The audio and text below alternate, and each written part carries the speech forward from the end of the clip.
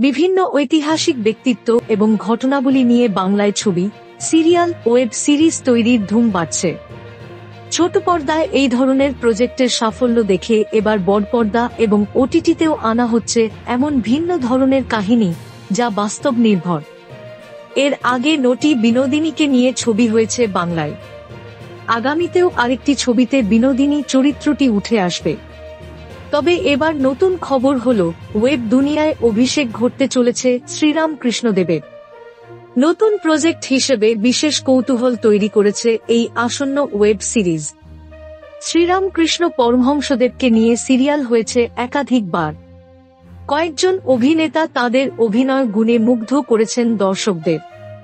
বিশেষ করে জি বাংলায় করুণাময়ী রানী রাসমণি সিরিয়ালে শ্রীরাম কৃষ্ণদেব চরিত্রে সৌরভ সাহার অভিনয় মন ছুঁয়ে গিয়েছিল দর্শকদের।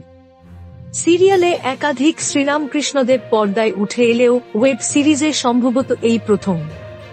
কিন্তু কাকে দেখা যাবে শ্রীরাম কৃষ্ণদেব হিসেবে? জানা গিয়েছে, সৌরভী আবারও ওয়েব সিরিজে ফুটিয়ে তুলবেন শ্রীরাম কৃষ্ণদেবের চরিত্র। এই চরিত্রে অন্য কোনো অভিনেতাকে দেখা যাবে কিনা তা নিয়ে মাঝে জল্পনা হলেও এখন সব গুঞ্জনেরই অবসান ঘটেছে। করুণাময়ী রানী রাসমণি সিরিয়ালের হাত ধরেই জনপ্রিয়তার চূড়ায় উঠেছিলেন সৌরভ। তারপর আরও একাধিক সিরিয়ালে অভিনয় করলেও সেভাবে জনপ্রিয়তা পাননি তিনি।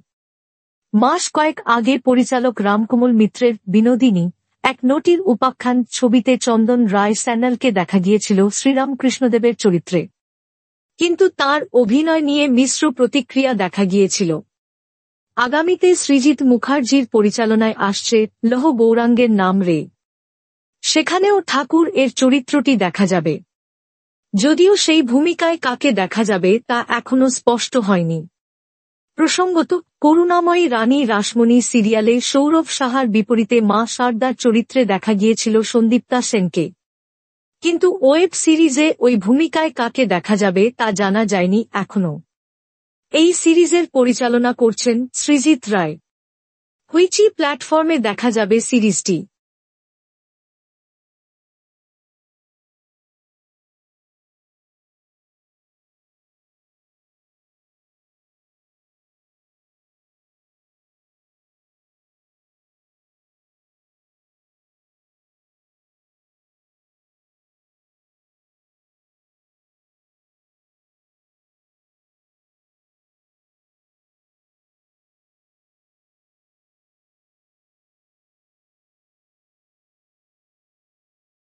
Thank you so much for watching our videos. Please do like, share, and subscribe our channel.